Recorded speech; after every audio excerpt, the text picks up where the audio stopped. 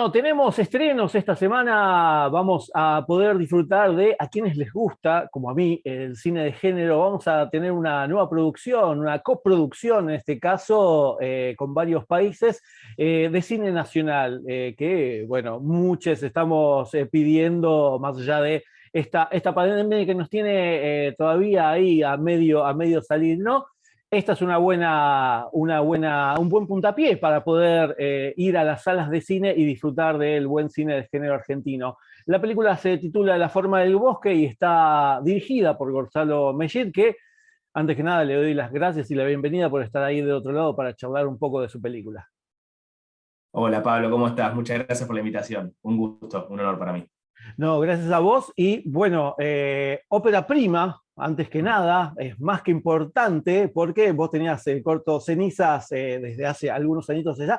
No voy a hacer, no voy a dorarte la píldora ni nada, pero en el Bars de aquella época lo pudimos ver dentro de toda esta caterva de cosas que tiene el Bars, por suerte. Y Ujú. bueno, ahora nos llegás con tu ópera prima. Contanos un poco para que la gente más o menos entienda cómo surgió, cuál fue la génesis, la semilla para la historia de la película. Bueno, La forma del bosque empezó, básicamente hubo dos factores que fueron muy importantes, que fue, bueno, primero de todo fue, bueno, como contaste vos, el buen recibimiento que tuvo Cenizas. A mí me gusta considerar La forma del bosque como una secuela espiritual de Cenizas porque repite mucho de lo que yo mostré en ese corto y cómo lo mostré. Eh, y realmente me dio la seguridad, ese buen recibimiento como para decir, bueno, todos estos elementos que yo ya sé como realizador que puedo manejar y puedo hacer efectivos, los repito en esta película. Eh, y por otro lado, la pandemia, yo la empecé a escribir inicios de la pandemia, todavía no estaba la cuarentena estricta, pero a inicios de la pandemia ya empecé a unir ideas, ya un poco a tomar de referencia a Cenizas, como digo. Es más, se podría decir que La forma 2 que empezó como con la intención de hacer una película de Cenizas, de extender el universo de Cenizas, pero después se fueron juntando otros elementos que, eh, que me fueron dando las pautas de la historia, de lo que yo quería contar. Y una cosa muy importante que me pasó es que un día tuve un sueño que lo recuerdo muy vívido, y yo suelo tener como guionista de anotarme las cosas que sueño, y esta situación en particular que soñé, dije, fue esto, me gusta, me transmitió como incertidumbre, fue una especie de pesadilla, y la anoté, y me había gustado, y en un ataque de inspiración empecé a preguntarme qué pasó antes y qué pasó después de esa situación, y cómo eso se fue medio juntando solo con lo que yo ya tenía escrito, porque no dejaba de ser bosque, cabaña, dos o tres personajes, o sea, se respetaba eso. Y ahí empecé a escribir y no paré hasta tener una primera versión del guión. Mira, bueno, eso es para quienes no tienen esta costumbre de tener algo ahí y bueno, unos de los sueños se transforman en este tipo de creaciones después. Tengan un poquito ahí un cuadernito para anotar y tener una idea de lo que se soñó. Para la gente que va a ver la película, o quizás ahí le piquemos un poquito, contanos un poco acerca de la historia, de qué trata La forma del bosque. La forma del bosque cuenta la historia de dos hermanitos, de Silvia y Andrés, que un día, en un episodio medio confuso, mientras los dos estaban jugando en el bosque, termina la ira de la entidad que cuida este bosque en particular, que es un bosque con cualidades mágicas especiales, con una serie de reglas que tienen que ser respetadas por los humanos que habitan en este bosque. Entonces, por un desafortunado accidente que sucede, despiertan la ira de este espíritu, y este espíritu no va a detenerse hasta cobrar su venganza contra estos dos niños. También tenemos el personaje de Chucho Fernández, que es el abuelo de los niños, que conoce la leyenda, que conoce la historia y sabe cómo pueden llegar a liberarse de su maldición, pero al mismo tiempo la situación se va descontrolando cada vez más, y bueno, tenemos acontecimientos bastante tenebrosos que suceden dentro de toda la historia. Y hasta ahí nomás, por favor, para que la Y hasta gente ahí nomás. después ya vaya a verla directamente. Bueno, esto es como para que muerdan el anzuelo y ya ahí vayan a El disfrutar de, pantallazo. Claro, está. Después, si tienen alguna, bueno, van y la ven en los cines en pantalla grande con un sonido ahí envolvente. Mm. Hablaste de parte del elenco. Es un elenco reducido porque, Mm. bueno, se filmó en pandemia, todavía seguimos en pandemia, pero con todos los protocolos. Pero bueno, ¿cómo fue conseguir a este elenco? Porque, bueno, de un sueño y de una escritura tener a quién va a interpretar los papeles, me imagino que debe haber sido complicado también encontrarlos. Sí, el elenco, también hay veces que esto quizás yo, es algo que es medio complicado, pero a veces cuando escribo ya teniendo actores en la cabeza, a veces. Esto viene mucho del ámbito independiente. Uno cuando filma independiente, la mayoría de las veces no tiene la posibilidad ni el tiempo para hacer un casting, entonces ya conoce a gente, siempre hablando de actores, no hablo de nadie que no esté calificado, pero, por ejemplo, el personaje del cazador, que es Ezequiel Pache, es un amigo mío que ha trabajado en cortometrajes, en videoclips míos desde hace muchísimos años, y lo vi perfecto para el papel, justo con ese look que él tenía de pelo largo, barba larga, una especie de el renacido de DiCaprio, que quedó perfecto. Y luego, bueno, los niños que yo ya había trabajado con ellos en una oportunidad, que son Nicolás del Río y María Paz Arias Landa, que, no, miento, con María Paz no había trabajado, pero la había visto en otros trabajos y tenía muchas ganas de trabajar con ella. Con Nicolás sí había trabajado. Bueno, luego de los niños entró Chucho Fernández, que es una de las primeras personas que leyó el guión y fue también uno de los que movilizaron ese guión para que llegue la producción necesaria para realizarlo, así que Chucho la verdad que fue un elemento muy, muy importante. Y luego por parte de la productora, de parte de Black Mandala, una vez que nos empezamos a hacer cargo del proyecto, entró Maggie Bravi, que la verdad que sumó un plus muy importante a la película, ella siendo una figura bastante más conocida que el resto del elenco, también una persona muy, muy solidaria y muy agradable para trabajar, y la verdad que fue un elenco soñado, porque la verdad cómo se juntaron las partes, como también el detrás de escena, como fue todo súper agradable, súper ameno, no hubo ni una situación desafortunada en cuanto a nada, entonces la verdad que fue un elenco que yo no me puedo quejar de ningún lado, y también fue un elenco reducido y grande al mismo tiempo, porque para una ópera prima tener 6 7 personajes que tienen sus escenas también puede llegar a ser bastante desafiante, entonces ahí como que siento que me se ve, pero en cuanto a personajes, pero todos encajaron perfecto, todos dieron todo ante la cámara, y la verdad que yo estoy súper agradecido y súper conforme también con cómo quedó la visión de la película. Ujú. Y hablando de la visión, hablando de personajes, el bosque mismo es un personaje dentro de la película. ¿Cómo fue encontrar este espacio? Contanos dónde está este espacio, quizás para ir o quizás para no ir a acercarnos a ese Claro. espacio por las dudas, digo. No, yo no quiero ver un bosque en mucho tiempo, pero lo que sucedió fue que una de las jefas de producción y la jefa de locaciones se llama Sol Arias Landa, que con ella siempre, bueno, fuimos a la Universidad de Cine juntos acá en La Plata y siempre tuvimos un par de trabajo juntos, y ella es de Verónica, en Punta Indio.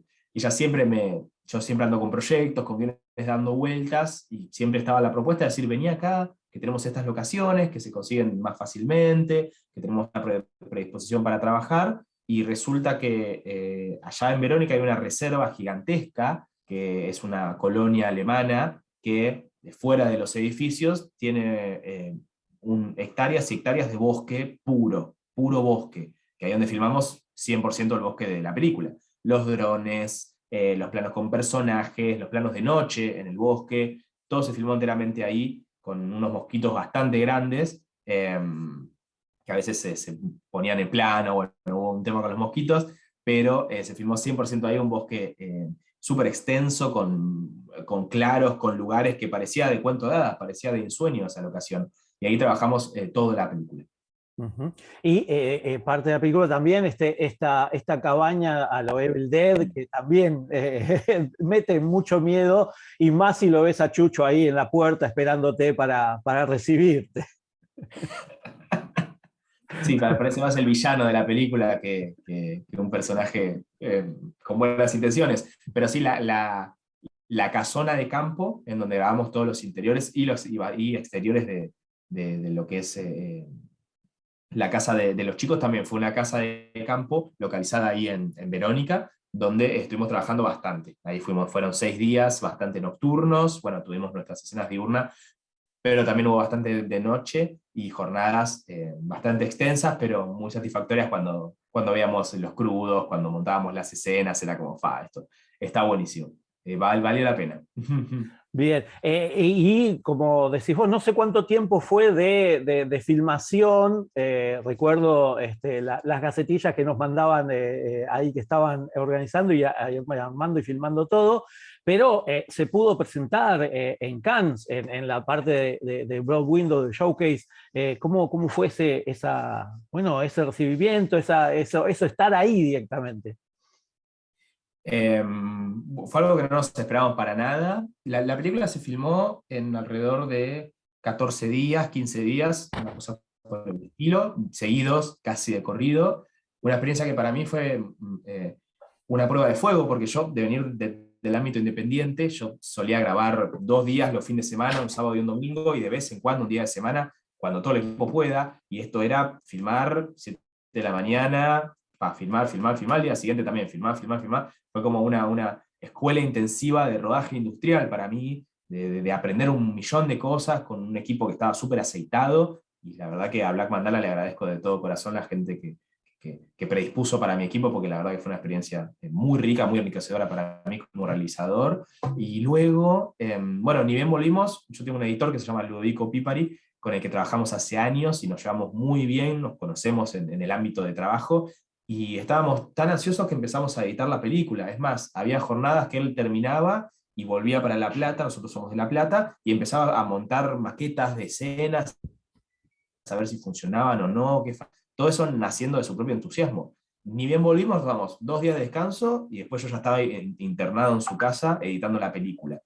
Y trabajamos tan rápido el material y empezamos a mandarlo, mandarlo, mandarlo, mandarlo, que se dio la oportunidad del show que es de Blow Window, y lo aceptaron rapidísimo. Y teníamos un material, como te digo, trabajado en tiempo récord.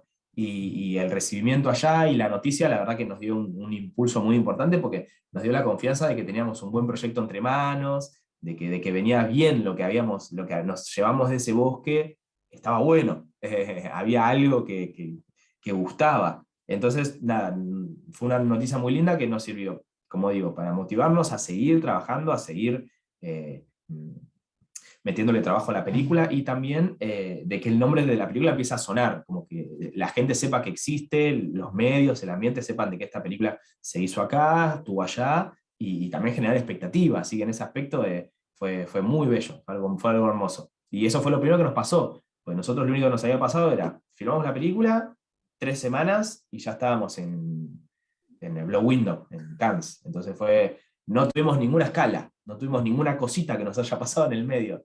Ni siquiera habíamos sacado un tráiler, ahora no recuerdo muy bien. Algunas fotos, pero era como muy poco lo que se había movido. Y después fue como un boom. Bien, que siga, que no pare entonces Y que no esta pare. montaña rusa, bien, bien. Nombraste ahí bastante a Black Mandala, Black Mandala Films, también está 13 Films y también, bueno, One Play Studio. Tenés lo internacional y lo nacional dentro de esta producción. ¿Cómo es trabajar con 3 productoras que ya tienen su renombre también? Y primero de todo se lo debo a Nicolás Onetti y a Black Mandala. Nico fue la primera persona que se me acercó, ya había visto Cenizas, le gustaba bastante, ya teníamos muchas ganas de trabajar el uno con el otro, y lo primero que hice cuando establecimos un contacto fue decirle, tengo este guión ya terminado, ya bastante cocinado, eh, ¿qué te parece? ¿Cómo lo ves? Y automáticamente le encantó, me dio el ok y empezamos a trabajar. Empezamos a trabajar con Black Mandala, luego se sumó 13 Films y One Play, un poco, ahora no recuerdo muy bien cómo fue, pero fue sobre el rodaje también esto que sucedió. Se fue dando con las semanas de rodaje. Uno cuando está filmando está en una burbuja, pero al mismo tiempo era como que, al mismo tiempo Nicolás estaba trabajando todo eso mientras nosotros filmábamos. Entonces fue como que para mí, fue como que siempre estuvo, fueron como esas cosas que no sabes cómo se dieron, pero ya estaban ahí. Yo me estaba concentrando por hacer la mejor película que pudiera con el tiempo que teníamos, mientras Nicolás se encargaba de todo lo que era el exterior, todo lo que era la periferia de la película. Entonces, tanto a él como a Martín Guerrin, al Rolly, le debemos muchísimo porque son los productores principales con los que nosotros siempre trabajamos. Bueno, a Juan Crespo también, que estuvo en rodaje, Juan Crespo de 13 Films. La verdad que pusieron un entusiasmo y una palanca al proyecto impresionante, una fe, una confianza muy grande. Entonces, la verdad que fue extraordinario, pero como te digo, al mismo tiempo yo no me di cuenta de lo que estaba pasando. Bueno, mejor, ¿viste? Esas cosas que, bueno, que se encarguen los demás, que saben de este tipo de cosas, Claro. eso es buenísimo, eso es más que bueno. Bueno, y por último te quería consultar si, bueno, este IGE que lo estás acompañando, pero esta ópera prima que ya estás ahí, ya la podemos disfrutar todos. Sí. Si estás si tuviste algún otro sueño como para ir armando algún proyectos nuevos. Eh, Últimamente vengo soñando más con el bosque que nunca, entonces ya no puedo confiar mucho en mis sueños hasta que se me vaya la influencia natural.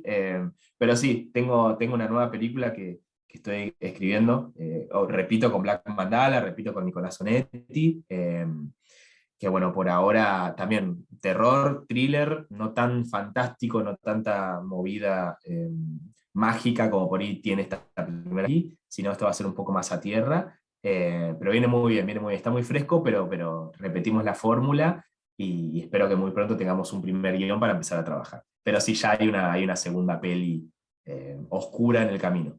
Bien, perfecto. Mientras tanto, a partir de esta semana vamos a poder disfrutar de La forma del bosque, dirigida por Gonzalo Mejid, y que, bueno, podemos decir que, en resumidas, la metáfora es: no juegan con la naturaleza, háganle caso al abuelo, y ahí seguimos, ¿no? Exactamente. Bien. Bueno, Gonzalo, te agradezco muchísimo la entrevista y bueno, ahí estaremos siempre dándole un empuje a lo que es el cine nacional, de género independiente y todo esto que nos gusta y nos interesa para difundir y que, por supuesto, vayan a ver esta semana La forma del bosque. Muchísimas gracias, Gonzalo. Gracias a vos, Pablo. Te mando un abrazo gigante.